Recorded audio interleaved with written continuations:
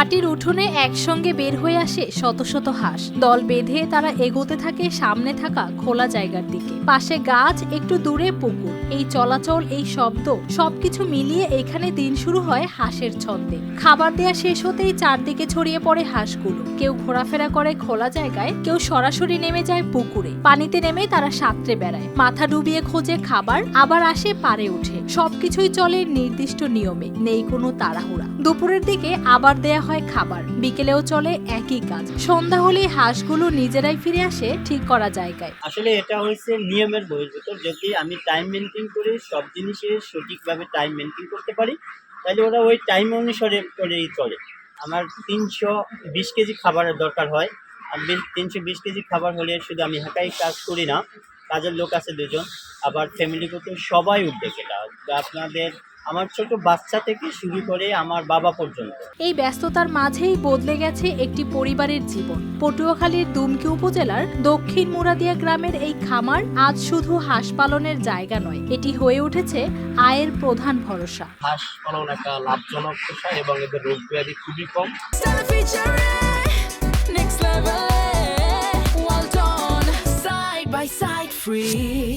তাই আমি 1265 হাঁস দিয়ে খামার শুরু করি।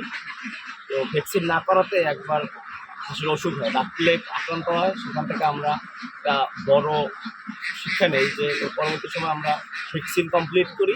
এখন আর হাঁসের রোগ ব্যাধি নাই, তাই ঝুঁকি কম। এই জন্যই আমরা এই হাঁস খামারে বেশি উদ্বুদ্ধ। ছোট পরিসরে শুরু হলেও ধীরে ধীরে এখানে গড়ে উঠেছে বাণিজ্যিক মানের হাঁসের খামার। প্রতিদিন ডিম সংগ্রহ, বাছাই, সংরক্ষণ সব কাজ চলে ধারাবাহিকভাবে। ভবিষ্যতে আশা করি এলাকার যারা ইয়ং জেনারেশন আছেন, নতুন নতুন উদ্যোক্তা তৈরি হবে এবং এ দ্বারা যথেষ্ট তারা লাভবান হইতেছে।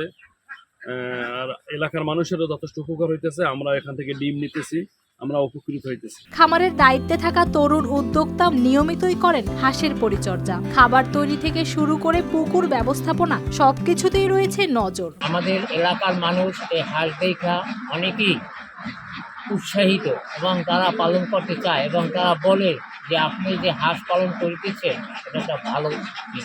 স্থানীয়ভাবে পাওয়া খাবার, প্রাকৃতিক পরিবেশ আর নিয়মিত পরিচর্যার ফলেই খামারটি আজ দেখছে লাভের মুখ। এই উদ্যোগ দেখে আশেপাশের তরুণদের মধ্যেও তৈরি হচ্ছে আগ্রহ।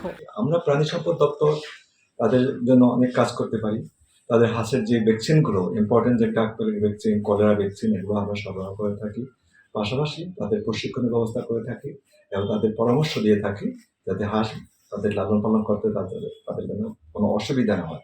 এতে করে আমাদের এই অঞ্চলে হাঁস লালন পালন করলে আরও উদ্যোক্তা যদি সৃষ্টি হয়, এই অঞ্চল আমাদের অর্থনীতি আর সমৃদ্ধ হবে এবং বেকার সমস্যা দূর হবে, দারিদ্র্য বিমোচন হবে, পাশাপাশি দেশ সমৃদ্ধ হবে। উপকূলীয় এই গ্রামে হাঁসের সঙ্গে সঙ্গে বদলাচ্ছে মানুষের জীবনও।